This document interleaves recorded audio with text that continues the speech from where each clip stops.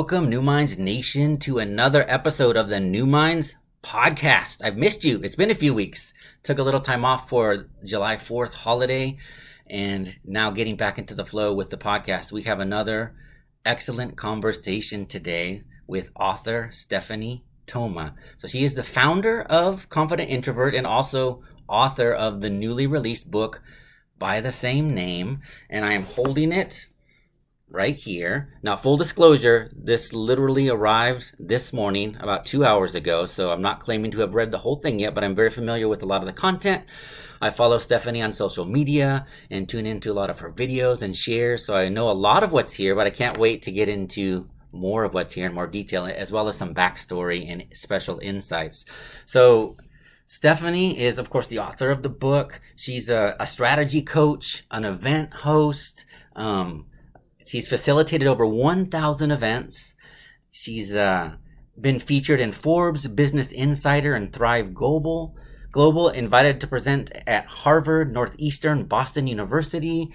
She's just a real expert in her niche, in her field, which is networking, and in particular with this slant on focus on helping introverts get the most out of their unique disposition and skill set. So Stephanie, welcome to the podcast. Thank you for having me, Ben. I'm excited to dive in here. Yeah, I want to start just with the congratulations on launching the book. It must feel really good. Thank you. Yes, having your mind baby born, it feels really good. Exactly, the mind baby. I love it. And I know on social media, I've seen since the launch, you've been very actively, positively consumed with kind of spreading the word. And we were chatting a little bit before we went live here of, the interesting timing of launching a book that's related to human connection in a time when that's so limited and challenging. Just before we get into the content, what has the publicity wave been like for you trying to push this in a time of pandemic? Yeah, so I would say being an author in general right now, in terms of paperback books, it's an interesting time because there are a lot of shipping delays. So it's more about the ebook right now. I'm glad that you got your book, by the way. Wasn't too delayed or anything. But yeah, there's been such an opportunity to get creative. So I had an in-person book launch event, of course, to get creative, but also with an element of caution, right? So not being irresponsible here, but I had an in-person event that was socially distanced. We're wearing masks at a public park with drone delivery of books if people had either pre-ordered them or wanted to purchase them. So, kind of gimmicky, but also really fun. And I can almost guarantee that drones would not have been involved if we weren't in a pandemic. So that's a special sort of skew that we got to have because of the times that we're in. Yeah, it's an adaptation for safety, like you said, but ends up being kind of a cool little publicity stunt. It's actually, right? It gets your attention. It's really fun. Excellent. So, all right, Stephanie. So I've been following you on social media for a couple of years since I think we first kind of connected at a conference a few years ago. And I know that introverts and introversion is kind of like really been your focus, at least since I've been aware of you. And you've done a lot of work in this area of coaching and networking. But I want to go even further back and kind of get to the roots here maybe. When did you first start identifying yourself as an introvert or have this internal sort of sense of distinction that you were different than some other people and you were like some other people? So growing up, I showed up the way that I showed up. So I have always really enjoyed reading and writing with an emphasis on writing. I've always loved to create more than I've loved to consume. And I think how I knew that I showed up in a way that was construed as more introverted was in school when people would ask me, "Why are you so quiet?"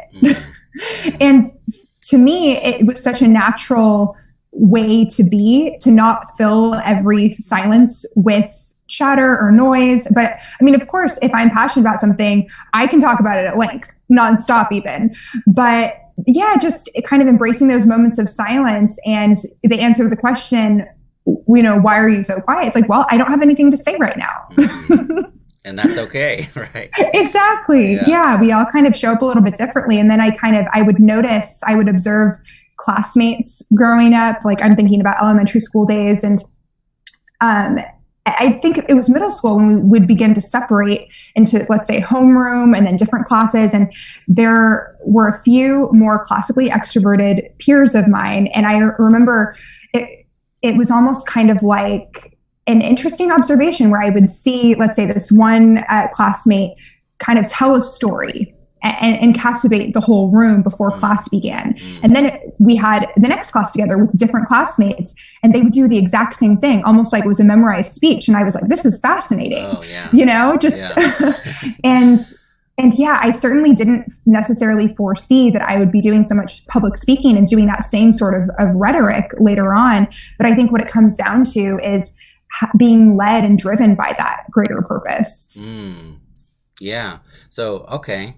Let's tune into that a little bit, because that's one of my things. Like, I love this concept of tuning into your purpose. I think it's key. It's key to a fulfilling life. I resonate a lot with the Japanese concept of ikigai and kind of aligning with what feels like your reason for being. So when did that kind of dawn on you that, hey, my life is part of my life is going to be devoted to helping other introverts kind of align with their power, their voice, their ability to connect? When did that start to become clear to you? It started to become clear to me when I debuted the workshop, Networking for Introverts. So how that came about was pairing two things that I knew to be true about myself, one of which was well known within my social circles, the other that was not well known. So having hosted over 1,000 events in my social circles, people pretty much are aware, okay, I'm a community builder, networking coach, and all of that. But people would oftentimes assume that I was an extrovert. And I realized that perception could discourage other introverts from pursuing similar work because of this sort of convoluted way of looking at being confident, right? So in my mind, being able to speak in front of large groups and approach someone just in the back of your mind, knowing they want to talk to me and I have something of value to contribute, and also knowing it's not all about me, it's about their comfort and how I can help serve them in this situation as well. It seems like a ripe opportunity to bring that to the forefront. Susan Cain did that with Quiet. And there are so many other authors that have taken a deep dive into the topics of networking and introversion. And I thought, well, I have my own ways in which I can expand upon this conversation. Yeah, that's interesting. One of my bottled questions here was if you consider yourself kind of part of the lineage of Susan Cain and Quiet. And so it sounds like, yes, that you identify with her as kind of like at least a little bit ahead of you in terms of making that dent in popular thinking about the role of introverts and introversion. So I have a question for you. It's kind of like, I guess it's the elephant in the room right now a little bit. It's probably not for you and I, but it might be for some. Like, let's get to your definition of introversion versus extroversion and just kind of maybe clarify that. Certainly. That's a great question. So I go by the traditional Carl Jung definition that was coined in the 1920s, and it's focused on energy and what energizes you. So, for example, by this definition, an introvert gets their energy from solitude and an extrovert gets their energy from socializing. And that's not to say that I think that we can run into trouble when we think that we need to 100% of the time identify with one or the other, or else it's not genuine. Yeah. I actually think that 99% of people can get their energy from solitude and people, but maybe certain people and certain types of social engagements.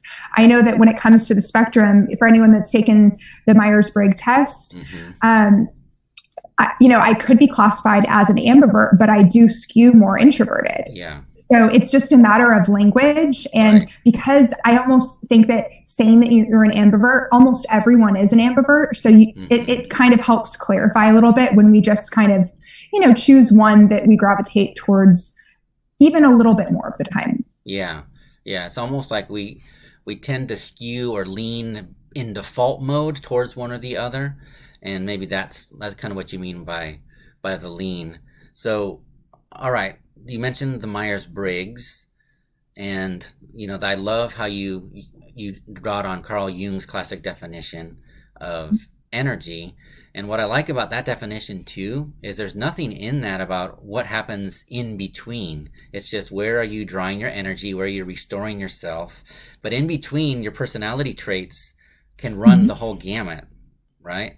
So it does not mean that someone who recharges and restores as an introvert in between cannot be a fascinating, dynamic public speaker, or that they're necessarily shy. And I think this is something that, I identify as an introvert as well.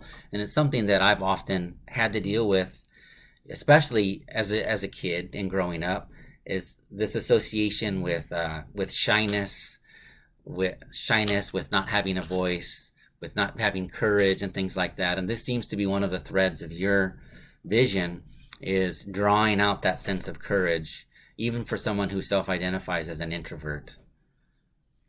Yes, I love that you brought that up. And that kind of reminds me of, I know that myself and a lot of my introverted friends and like peers that I've been acquainted with over the years identified with this idea of feeling relatively comfortable, let's say at home or with close friends, and then their level of introversion or being reserved or a little bit more quiet, not even being clear to them until being out, let's say in a school setting where, being called on and raising your hand is really encouraged. Very active engagement is the marker for most people. So I'm curious about what you think about that and what your experience has been.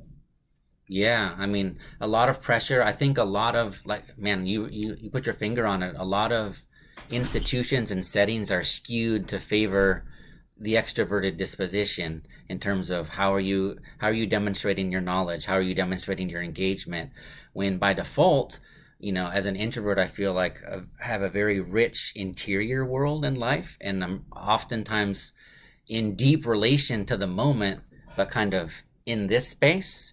And it wasn't until I was, well into adulthood that I had to consciously train myself to, speak that other language. It's almost like code switching in a way. It's not that it's inauthentic, but it's almost like you're adapting a new norm or a new language in certain contexts when you know that that's the expectation. But I think there's a way to do that authentically.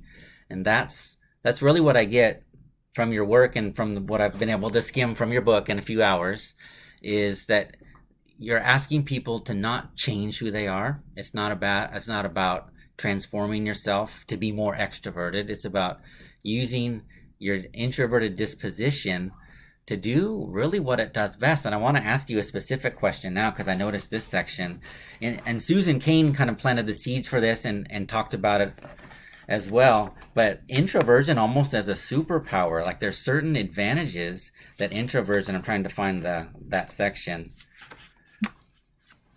Do you know the part I'm talking about? Let's see. Well, I mean, I can speak to, while you're finding that, I can speak to the whole idea of, faking it till you make it versus honing an authentic sense of how you'd like to be and show up in the world. And just expanding upon what you said earlier. I do think that we all have confidence that's accessible to us. And sometimes depending upon our environments, our social environments, whether that be at home, at school, and our interpersonal relationships, it can sort of either feed and nourish or, pose a challenge to our self-expression as it pertains to confidence and showing up in a way that feels authentic. I know that I think it's completely fine if, for example, you don't really have anything to say, to be able to, let's say in a business meeting, gracefully maybe pose a question instead, leveraging that natural curiosity if there isn't an authentic question at the top of your mind.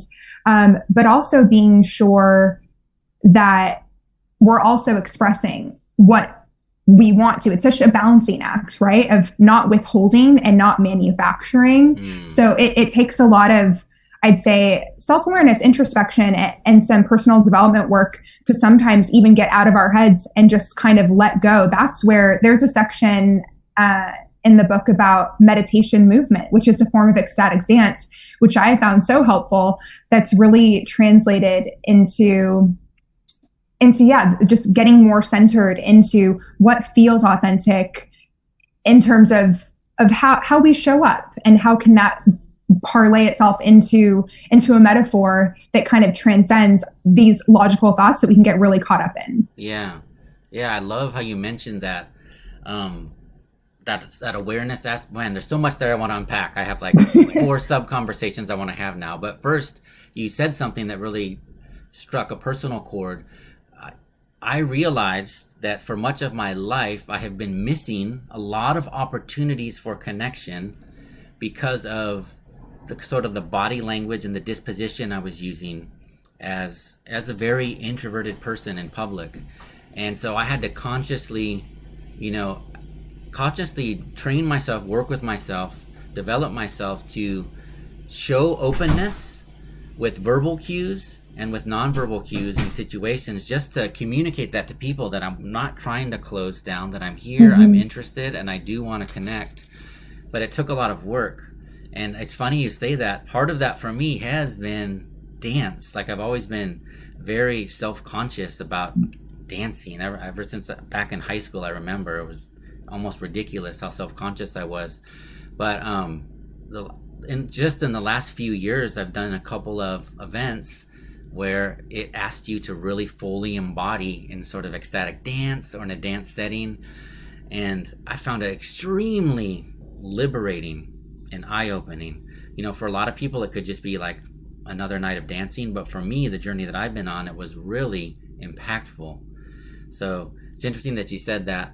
I found the section that I was thinking of. So it's reframing introversion. Are we really that bad at networking? That's kind of like the subtitle setup. And what you're getting at here is, hey, all these like traits that we consider as disadvantages to networking for an introvert. Well, guess what? Let's flip this and let me show you how they're actually a positive benefit or edge to networking for an introvert. Do you remember them? Do you have them memorized, or do you want me to prompt you?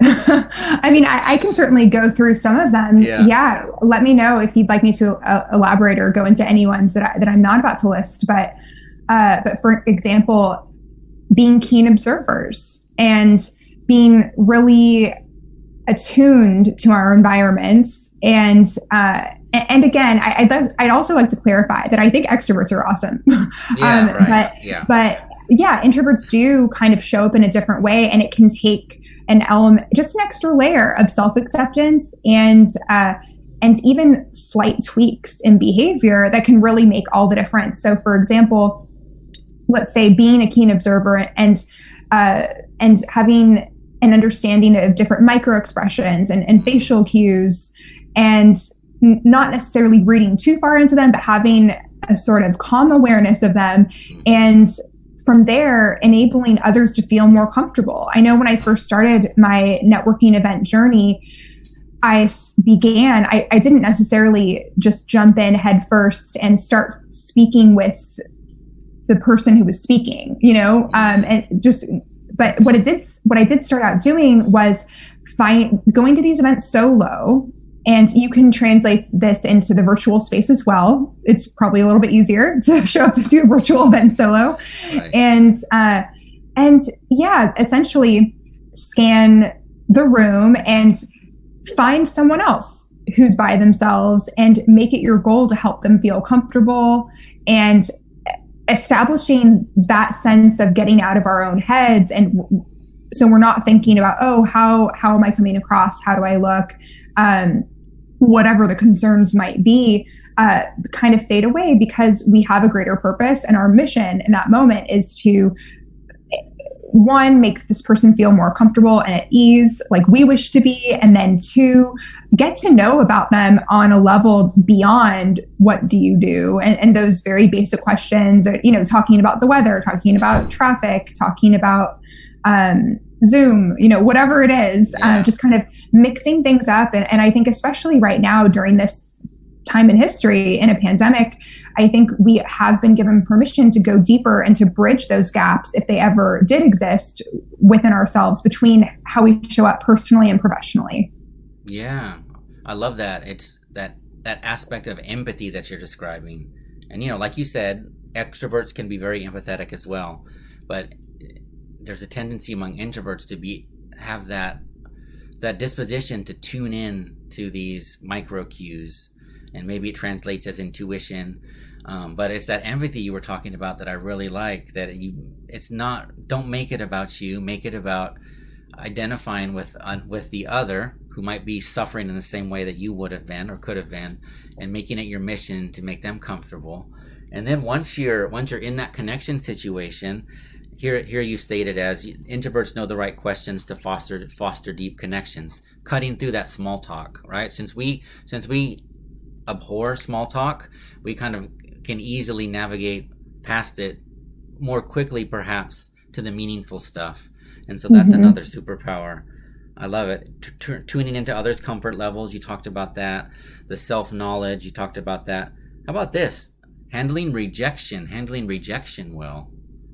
Yeah, so rejection is an inherent part of life. People oftentimes are acquainted with it when it comes to, let's say, if you're in a sales position or if you're applying for any job. I mean, rejection is a part of life, personally, professionally, and at its best, let's say with all of the introspective work that many people who are more introverted have done, that can put us in a position to be more resilient, because if we've truly taken the time to learn and internalize our worth and know our strengths. So yeah, in that sense, it when we are rejected, because it will be inevitable, then it doesn't become a question of, are they confirming, my lack of worth?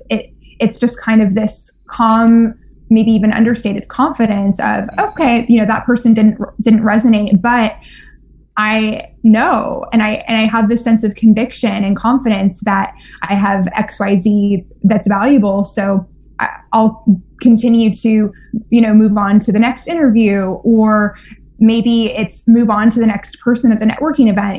I go into the book there that throughout my journey earlier on, there would be times I have this technique of entering new groups, and it consists of finding a group of most likely 3 and looking at their feet and determining where the biggest gap is.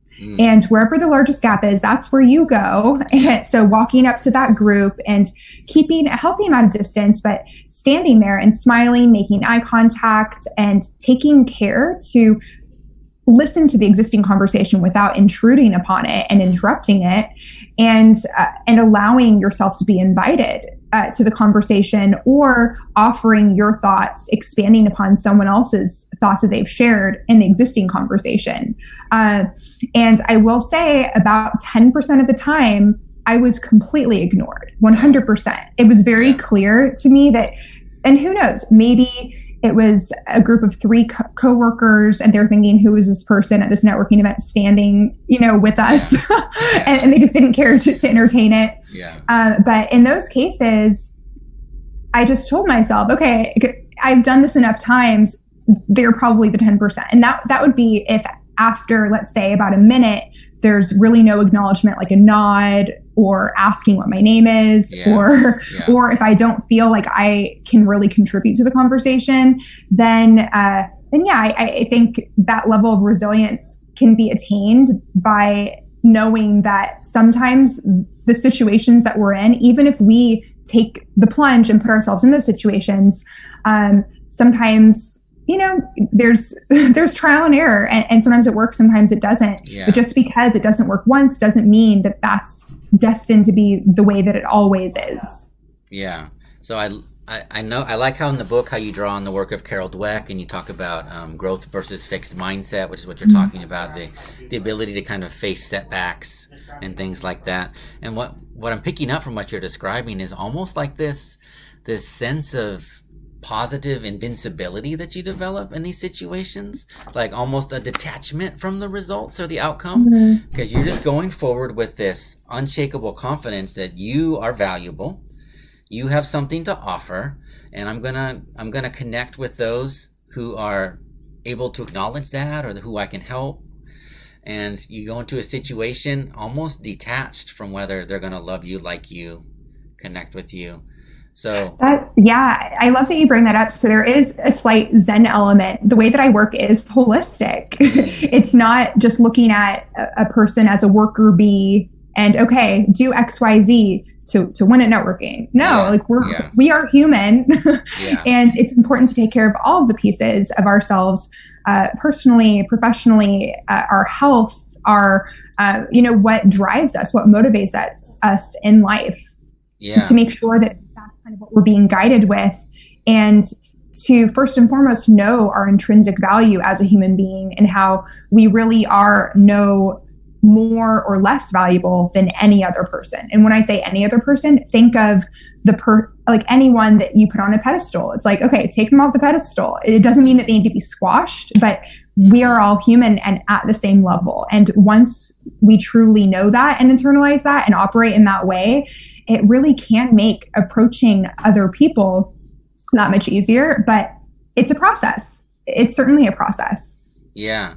And I have a feeling that that's a big part of your coaching when you're working with introverts who want to improve their networking, is finding this holistic approach and applying the different tools and techniques that you have in the book. I love the variety that you have here. Like, for example, you've got the meditations, as a meditator and huge believer in meditation myself, I know that's where I would immediately be drawn to kind of work up that inner confidence. Not to mention, you also cite some of the research on meditation about the parasympathetic nervous system and making sure you're not in fight-flight activation. I imagine that could not be very productive in a networking event if you're all triggered into fight, flight, or freeze mode, right?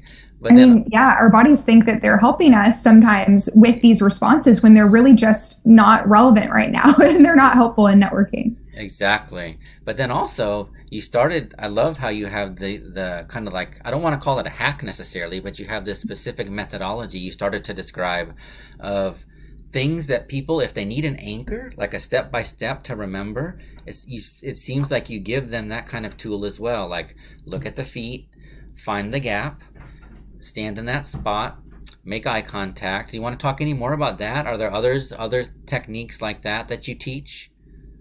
So I would say that technique is, and again, sometimes lessening our perceived level of uncertainty can help lessen anxiety. So kind of taking even another step back, the way that I work is focusing first on alleviating anxiety in order to make way for building confidence, in order to make room for building connections. Those are three really crucial components there that build on each other. And sometimes when we're able to have different steps that we know, okay, this is something that I can do to get started. Or, for example, even having a list of conversation starters and feeling a sense of confidence and knowing the first step can sometimes be enough to really help us go from there and expand. So, for example, I recommend starting out with approaching one other person, or in the virtual space, how that would be translated would be, I recommend downloading, there are a few apps that are based in the US. There's Lunch Club, Bumble Biz, and Shaper. And what they do is they pair you with another professional one-on-one weekly, and you can choose one match a week up to 5. And it really depends on your level of comfort and availability.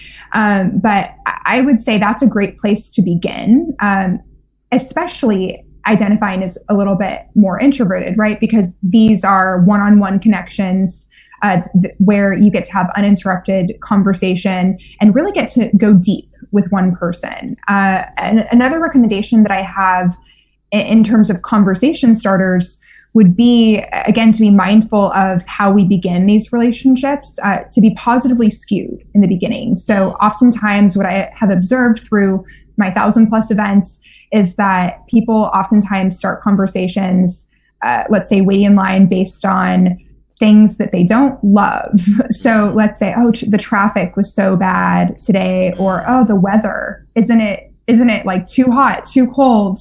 Or, oh gosh, aren't you tired of Zoom? Any of these comments that maybe they're relatable and people can agree on it, but taking a step back, is that how we want to begin our relationships? Is that the tone that we'd like to set?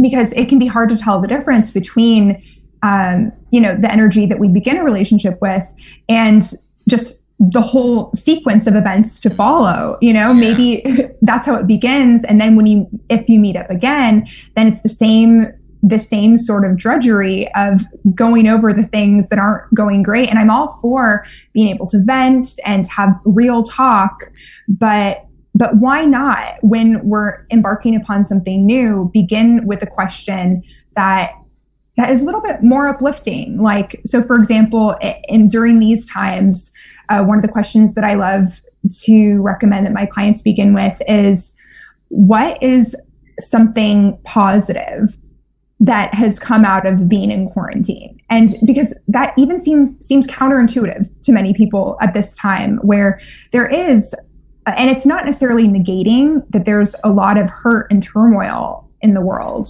but it's just making a conscious choice to see what else there is, what else is going on. Yeah. And you might even catch them by surprise because it is so unexpected, and therefore be more memorable to that person, by opening with that positive note, which is not really the default right now. Like you said, you might get their attention and be more memorable. That's interesting. I never thought of it that way. Yeah, I mean, it's positive psychology. So according to a study, you need 5 positive things to outweigh every 1 negative. And right now, it's increasingly difficult for people to authentically say, I feel happy on a daily basis, because we're inundated with news, and not just news, but many people are either personally affected, their families are impacted, let's say either health-wise, economically. There's so much going on. We need to take extra care, especially during this time, to see what's good so that it has a chance to expand. It's such a balancing act. Yeah, where attention goes, energy flows, and many other sayings like that to remind us the power of positivity, right? So I want to ask, speaking of positivity, I'm wondering if you can share maybe a success story of maybe one of your clients, or maybe just someone that you've worked with, who has gone from kind of blocked introvert to blossomed success story. Yeah. So, okay.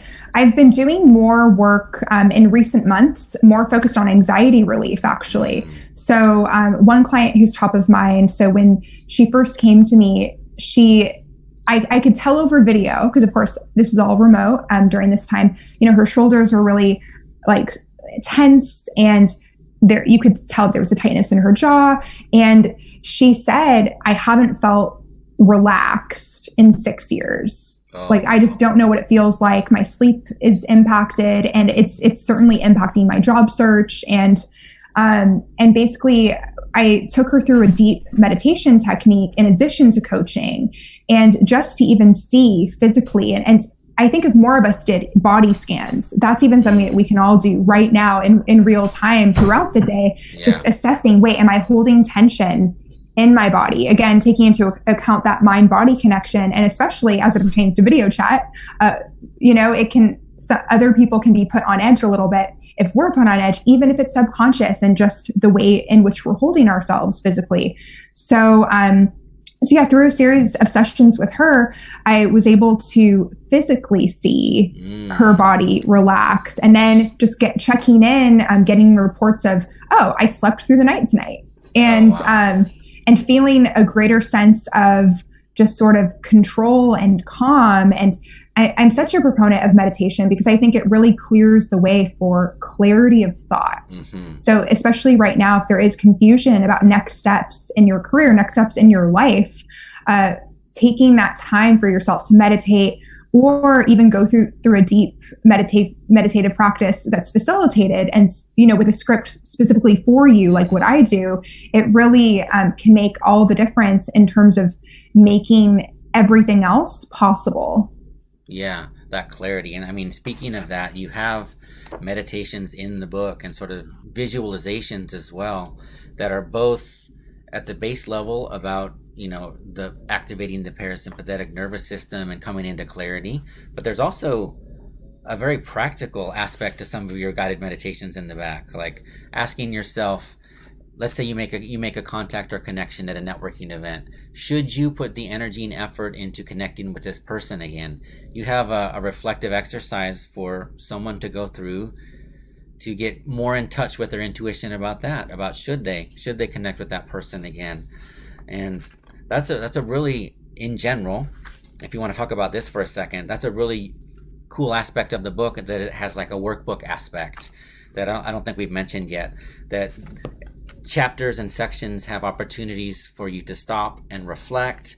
I notice you have like some checklist type sections to kind of take someone step by step. What made you decide to make this more than just a read and make it more of like a hands-on engagement? Yeah, so I think it really came from what I've enjoyed reading over the years. So basically having the questions at the end of the book, I've always appreciated that in books that I've read.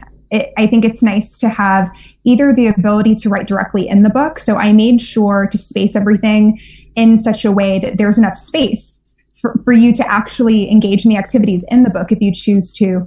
Or, if you want to share the book, then you can also take a journal or a notepad and engage in the exercises. But I think that, again, it kind of stems from my workshop style. I'm not talking at people, and coaching style. Again, it's not about this sort of one-sided, hey, listen up, I'm going to speak or I'm going to write. It's more of a collaborative sort of relationship. So I think that having those exercises and activities is a way to engage. And there are certain times where I encourage, hey, if you have a power outfit or, anything like that, feel free. Throughout the book, you can shoot things out to me on Instagram and I'll be responsive. And I want to be sure that whatever illusion of, this sort of separation that usually exists is less there, especially during these times. Yeah.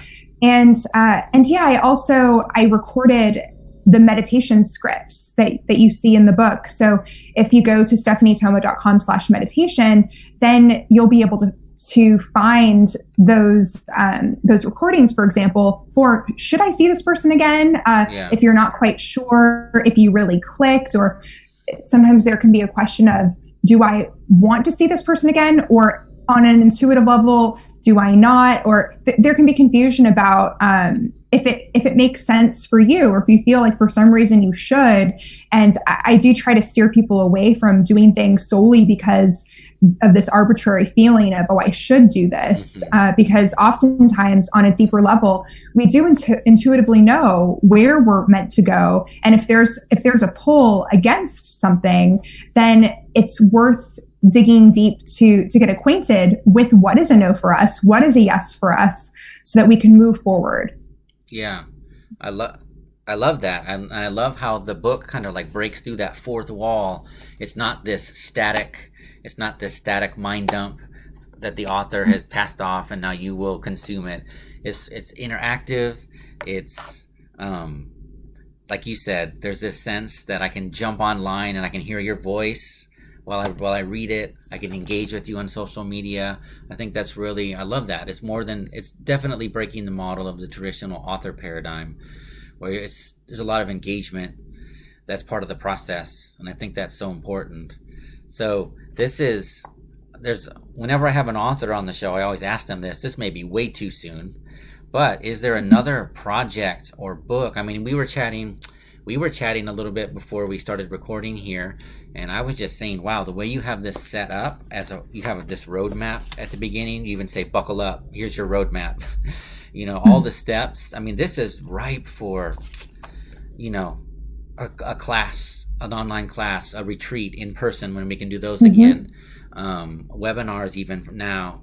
What have you thought about in terms of using this as a platform to reach more and more people, and other books that are kind of seedlings maybe now in your mind? Yeah. So the fact that you bring up an online course, that is in the works. Okay, so I think, fantastic. yeah. So based on the book, so I'm working on a format right now where there are different modules that are based on the book, but elaborated upon. And there's an element of accountability of both the writing exercises with prompts of things to do, let's say in the real world when things open, or for now, things that you can do online to connect with people. And these are measurable, quantitative. It's like, okay, there's this benchmark. And then it'll most likely have weekly calls with me. So yeah, that's in the works. It's most likely going come real in the fall. Okay. So all the dates are to be determined. So yeah, I love that you're just on point with that and where we're headed there. And then when it comes to another book, I do think that I will write another edition of this book based on how the world of networking shifts over the next couple of years, next few years. But for now, yeah, I am really focused on this particular book just because it came out within the past month. And yeah, and I know that a lot of it is timeless. So for example, the pieces on mindset and building confidence and connecting with people online. So yeah, I'm excited about what's to come. And I know that there are things that will come about that I wouldn't even know to tell you about right now. Yeah, I'm just kind of open to the opportunities that unfold. Yeah, that's beautiful. And so viewers right now watching see that your URL right there, stephaniethoma.com, and there they can find, you mentioned the guided meditations, but I'm sure information and links on the book, your coaching and consulting, and learn more about you and your upcoming projects. Is there any social media platform that you're more active on that you love connecting with people? Yeah, so I would say if you'd like to see some like fun video content, for example, of drone deliveries of my book, like they crack me up whenever I see it. Nice. That's on my Facebook page. So it's Stephanie Thoma, author of Confident Introvert. And I'm also on Instagram, Stephanie M. Thoma. And of course, Amazon.com, look up Confident Introvert and that book will pop right up. And yeah, aside from that, for any inquiries about coaching, or if you'd like a free networking remotely resource sheet, go to stephanie.com/freebie. Okay, excellent. Well, I want to congratulate you again on this accomplishment. I know that you called it your mind baby, right? Was that on or off recording? I don't remember now. Oh yeah, it was on. Okay. I'm very vocal about the metaphor of a book being a baby of sorts. Yeah. Okay. Well, your child is now in the world, interacting and engaging and impacting. I think that's the important thing, is the number of lives that you can affect and impact. And I think there's a real empathy and empowerment aspect to the book that I'm picking up that I really like, and I know that people can really find some gold in here. And I hope that whether it's the book or the online course or the other permutations that it takes, I really hope you can reach a lot of people and just help them bring out their best self. That seems to be the essence of it. Thank you, Ben. Yeah. Yes, I can't wait for you to read it in its entirety. It seems like you already have a really good idea of what's in store. And yeah, I'm excited for everyone who's listening to give it a read. And thank you for having me on the show. Absolutely. So we'll stay tuned. We'll be following you on social media, and we'll have you back for the next big project or book. Awesome. Okay. Thank you, Ben. Thanks, Stephanie. Stay safe.